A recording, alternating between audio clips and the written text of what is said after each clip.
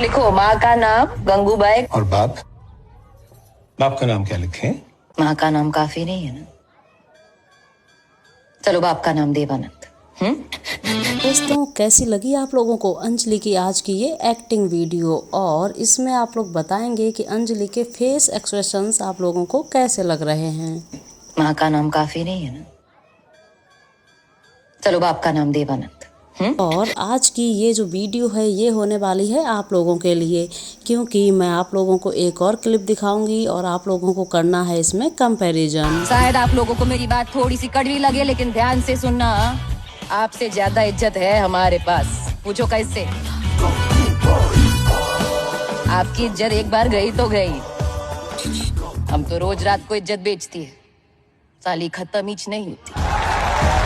तो दोस्तों, आप लोगों ने देख ही लिया होगा कि अंजलि ने यहाँ पर 2 डायलॉग्स की एक्टिंग की हुई है, और आप लोग बताएंगे कि आप लोगों को सबसे पावरफुल डायलॉग इनका कौन सा लगा है।